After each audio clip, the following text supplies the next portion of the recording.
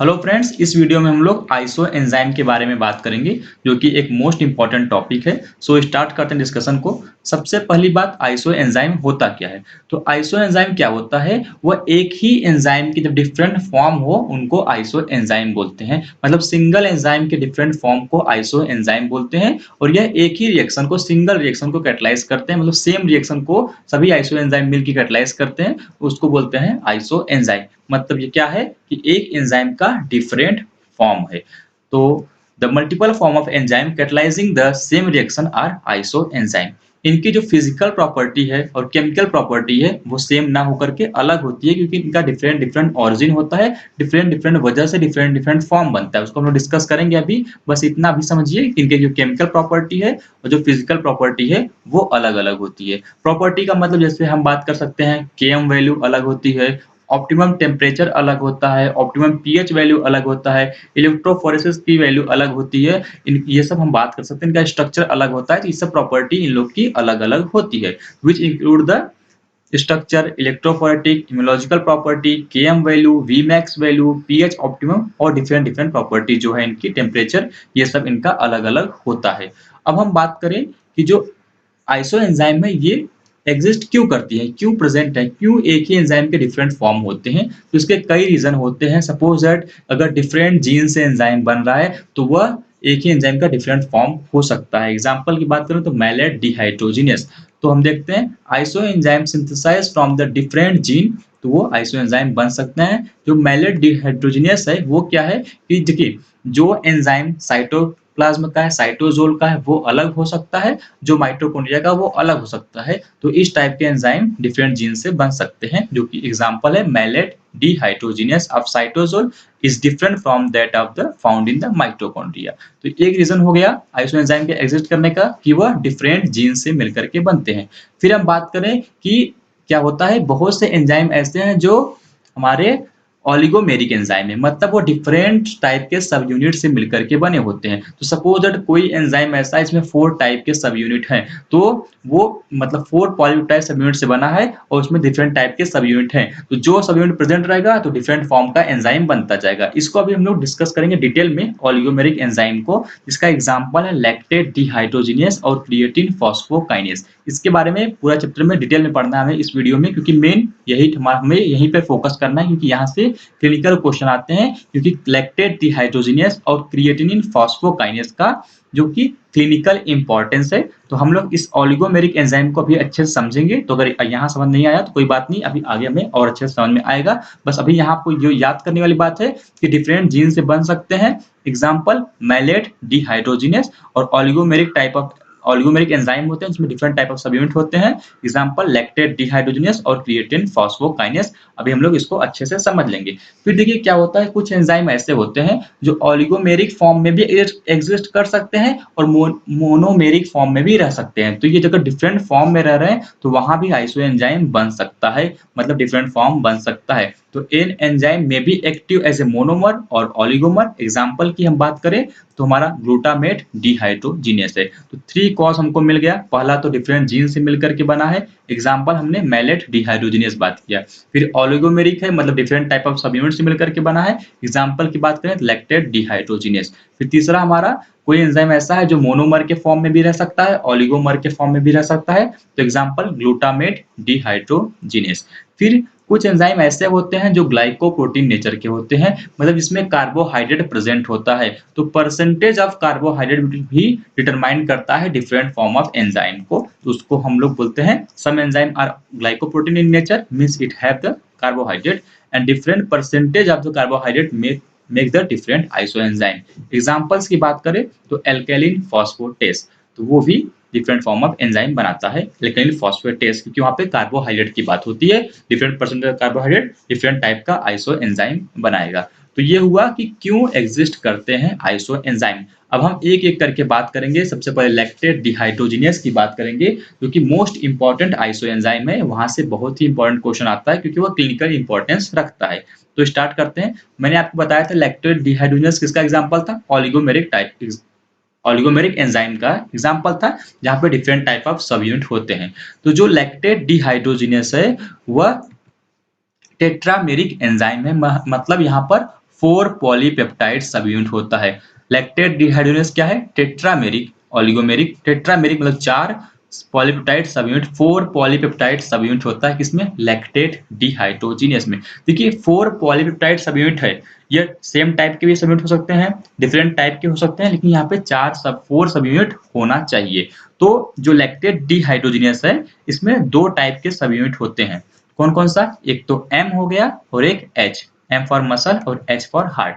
तो 2 टाइप के सब यूनिट होते हैं और इसके पास प्रेजेंट कितना होता है? 4 पॉलीपेप्टाइड चेन होता है। तो कैसा भी कॉम्बिनेशन बन सकता है, मतलब अगर आपको 4 पॉलीपेप्टाइड चेन चाहिए, आपके पास 2 टाइप के सब यूनिट हैं, तो या तो आप 4 के चारों 4 के 4 आप M ले लें, या 4 के चारों H ले लें, या एक M 1M और 3H ले, मतलब कोई भी कॉम्बिनेशन फॉलो करें, आपके पास टोटल 4 पॉलीपेप्टाइड सब यूनिट होने चाहिए तो LDH बन जाएगा। तो इस बिहाफ पर सपोज दैट क्या हो सकता है? सपोज दैट कि हो सकता है कि 4 आपके पास H हो, 4H हो तो वो डिफरेंट हो गया। सपोज दैट 1H हो और 3M हो तो वो भी डिफरेंट हो गया, और आपके पास 2H हो 2M हो तो वो डिफरेंट हो गया। तो इस तरह से डिफरेंट डिफरेंट कॉम्बिनेशन बन सकता है और डिफरेंट डिफरेंट टाइप के आइसो एंजाइम लैक्टेट डिहाइड्रोजिनेस के बनते जाएंगे। तो इस बिहाफ पर कुल 5 आइसो एंजाइम बनते हैं LDH के। कितने? 5, जिसका नेम है LDH1, LDH2, LDH3, LDH4, LDH5। इस तरह से 5 टाइप के आइसो एंजाइम बनते हैं different different combination of the sub unit के। देखते हैं कौन कौन सा होता है। तो सपोज दैट ये LDH1 है, LDH2, LDH3, LDH4, LDH5। LDH1 में क्या होता है? देखिए सब में तो 4 पॉलीपेप्टाइड सब यूनिट होना जरूरी है, लेकिन डिफरेंट टाइप या सेम टाइप कुछ भी हो सकता है। तो LDH1 में क्या होता है? 4H होते हैं, 4H होते हैं LDH1 में, इसको H4 बोलते हैं। LDH2 में क्या होता है? 3H होता है और एक M होता है। LDH3 में 2H 2M दोनों इक्वल में होते हैं। LDH4 में क्या होता है? एक H होता है और 3M होता है। LDH5 में 4M होते हैं। तो ये इस तरह से डिफरेंट सीक्वेंस बनते हैं, तो different form of iso enzyme बनता है। यह ओलिगोमेरिक का एक एग्जांपल है जहां पे डिफरेंट सब यूनिट की वजह से डिफरेंट आइसो एंजाइम बन रहा है। इन सब आइसो एंजाइम को आप इलेक्ट्रोफोरेसिस के हेल्प से अलग सेपरेट कर सकते हैं, क्योंकि इनका चार्ज अलग होता है। जो LDH1 है वो हाईली पॉजिटिव है, तो देखिए हाईली पॉजिटिव है तो यह निगेटिव की तरफ जल्दी मूव करेगा, फास्ट मूव करेगा, तो ये नीचे की तरफ जाएगा, तो ये वहां से सेपरेट किया जा सकता है इलेक्ट्रोफोरेसिस के हेल्प से। They can be separated by the electrophoresis. LDH1 has more positive charge, fastest in the electrophoretic mobility, while LDH5 is the slowest. ये हुआ हमारा LDH के बेसिक बात का कि LDH में क्या होता है, कितने सब यूनिट होते हैं, कितने टाइप का LDH होता है। अब हम समझते हैं कि LDH का काम क्या होता है। तो LDH क्या करता है? लैक्टेट को पायरुवेट में या पायरुवेट को लैक्टेट में, मतलब दोनों को का इंटर कन्वर्जन करवाता है। लैक्टिक एसिड और पायरुविक एसिड का इंटर कन्वर्जन करवाता है हमारा LDH। देखिए यहाँ पे इंपॉर्टेंट कॉन्सेप्ट समझते हैं उसको। जैसे ये पायरुवेट हुआ, तो पायरुवेट को कहाँ पे कन्वर्ट करेगा? ये लैक्टिक एसिड में।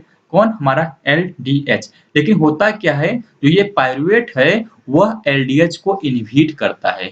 पायरुवेट क्या करता है? LDH को इनहिबिट करता है। हमें पता है यहाँ पे डिफरेंट टाइप ऑफ LDH होते हैं, मतलब आइसो एंजाइम होते हैं, LDH1, LDH2, LDH3, LDH4, LDH5। तो जो ये पायरुवेट का जो एक्शन है इनहिबिशन का LDH को, वो डिफरेंट एंजाइम पे डिफरेंट होता है। तो वह मैक्सिमम LDH1 को इनहिबिट करता है। पायरुवेट मैक्सिमम LDH1 को इनहिबिट करता है और मिनिमम LDH5 को इनहिबिट करता है। देखते हैं, the pyruvate inhibit the LDH, so pyruvate is not converted into lactate. जब इसको ये इनहिबिट कर देगा तो ये कन्वर्ट नहीं हो पाएगा। और ये मैक्सिमम किसको इनहिबिट करता है? पायरुवेट LDH1 को करता है। तो inhibition of LDH1 is maximum by the pyruvate, and while inhibition of LDH5 is the minimum by the pyruvate। इतना समझ में आया?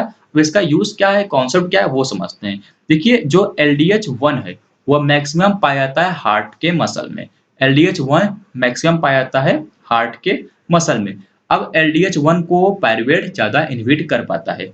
जब LDH1 को पायरुवेट इनहिबिट कर देगा तो क्या होगा? LDH1 पायरुवेट को लैक्टिक एसिड में कन्वर्ट नहीं कर पाएगा। और पायरुवेट लैक्टिक एसिड में कन्वर्ट कब होता है? जब हमारा एनारोबिक पाथवे चलता है, मतलब यह एनारोबिक पाथवे नहीं चल पाएगा। और यहाँ पे जो पायरुवेट है वो हमारा एसिटाइल कोएंजाइम में कन्वर्ट हो जाएगा, उसके बाद यह क्रेब्स साइकिल में चला जाएगा। तो इसलिए देखिए LDH1 हार्ट मसल में प्रेजेंट है, इसलिए हार्ट मसल में क्या होता है, एरोबिक पाथवे चलता है। ये हुआ कॉन्सेप्ट। तो hence the pyruvate is not converted into lactate in the cardiac muscle but is converted to acetyl coenzyme A which enter the citric acid cycle। ये हुआ LDH1 कहाँ प्रेजेंट है, हार्ट मसल में प्रेजेंट है। लेकिन जो हमारा LDH5 है वो प्रेजेंट होता है स्केलेटन मसल में। हमें पता है स्केलेटन मसल में एनारोबिक पाथवे चलता है, हमेशा नहीं लेकिन जरूरत पे चलता है। तो LDH5 is mostly present in the skeletal muscle and the inhibition of this enzyme by the pyruvate is a minimum। तो अगर LDH का इन्हिबिशन नहीं हो रहा है तो पाइरुवेट से लैक्टेट में कन्वर्ट कर देगा। तो ये हुआ। अब हम बात करते हैं इनकी Km वैल्यू के बारे में। जो LDH1 है उसकी Km वैल्यू क्या होती है, मैक्सिमम होती है, मतलब उसकी एफिनिटी कम होती है। हालांकि जो LDH5 है उसके पास लो Km वैल्यू होता है, उसका हाई एफिनिटी होता है पाइरुवेट के लिए। LDH1 का हाई Km वैल्यू होता है और लो एफिनिटी होता है पाइरुवेट के लिए। अगर LDH5 का लो Km वैल्यू है, हाई एफिनिटी है, मतलब वह जल्दी से कन्वर्ट कर देगा पाइरुवेट को लैक्टिक एसिड में, और LDH1 नहीं कन्वर्ट कर पाएगा। सिंपल सी बात है, LDH1 कन्वर्ट नहीं कर पा रहा है क्योंकि वह इनहिबिट भी होता है, उसकी एफिनिटी भी कम है। तो यहाँ पर आपका एनारोबिक पाथवे चलेगा। हालांकि एक मिनट देखिए, LDH1 जो है वो कन्वर्ट नहीं कर पाएगा। तो अगर पाइरुवेट से लैक्टेट कन्वर्ट नहीं हो रहा है तो क्या होगा, पाइरुवेट जाएगा हमारा एसिटाइल कोएंजाइम ए और साइट्रिक क्रेब साइकिल, मतलब वहां पे एरोबिक चलेगा। LDH1 में एरोबिक चलेगा और LDH5 में कन्वर्ट हो जाएगा पाइरुवेट से आपका लैक्टिक एसिड में, जिससे क्या होगा कि एनारोबिक कंडीशन होगा।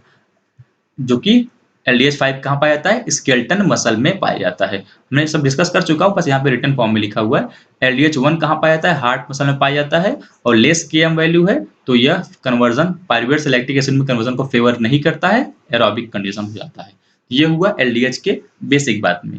अब हम बात करते हैं इसका डायग्नोस्टिक इंपॉर्टेंस क्या है। तो नॉर्मल अगर पर्सन है तो उसमें क्या होता है, जो LDH2 है वह ज्यादा पाया जाता है या मोस्ट एक्टिव होता है एज कम्पेयर टू LDH1 में। तो LDH2 is a more active than the LDH1 in serum. ये नॉर्मल अगर पेशेंट हेल्दी है तब। लेकिन अगर उसमें हो गया मायोकार्डियल इन्फाक्शन, अगर पेशेंट में मायोकार्डियल इन्फाक्शन हो गया तो उसका LDH1 ज्यादा एक्टिव होगा as compare to LDH2। LDH1 is more active than the LDH2 और यह लेवल कब बढ़ जाएगा, कम से कम 12 टू 24 आवर के अंदर LDH1 का लेवल बढ़ जाता है। मतलब अगर LDH1 ज्यादा एक्टिव है इसका मतलब पेशेंट में मायोकार्डियल इन्फाक्शन हो सकता है, लेकिन इसकी वैल्यू 12 टू 24 आवर में पता चलती है, जल्दी पता नहीं चलती है। फिर हम बात करें अगर आपका LDH5, अगर LDH5 ज्यादा एक्टिव है, ज्यादा प्रेजेंट है, तो ये लीवर डिजीज को इंडिकेट करता है। LDH5 लीवर डिजीज को इंडिकेट करता है। एक बात और यहाँ इंपॉर्टेंट है, देखिए जो LDH है वो मैक्सिमम एक्टिव होता है आरबीसी में। तो ये सैंपल हम लोग कलेक्ट करते हैं सीरम का, तो आपको ध्यान रखना चाहिए कि कहीं ऐसा तो नहीं कि हीमोलाइसिस हो रहा है, क्योंकि अगर हीमोलाइसिस होगा तो आरबीसी ब्रस्ट करेगी, और अगर आरबीसी ब्रस्ट करेगी तो ब्लड में LDH ज्यादा हो जाएगा, क्योंकि आरबीसी में मैक्सिमम LDH प्रेजेंट होता है, जिससे कि फॉल्स पॉजिटिव रिजल्ट आ सकता है। तो ये आपको ध्यान रखना पड़ेगा। तो LDH activity in RBC is 80 to 100 times more than the serum. So hence for estimation of the LDH or its isoenzyme, serum should be totally free from hemolysis or else false positive result will obtain। इतना बात समझ में आया आपको। ये हुआ आपका LDH के बारे में। अब हम लोग पढ़ते हैं आइसोएंजाइम क्रिएटिनिन फॉस्फोकाइनेज के बारे में। ये भी आइसोएंजाइम है, LDH की तरह ही है। इसमें लेकिन जैसे हमारा LDH था वो टेट्रामेरिक था, वहां पे 4 पॉलीपेप्टाइड सब यूनिट की जरूरत थी।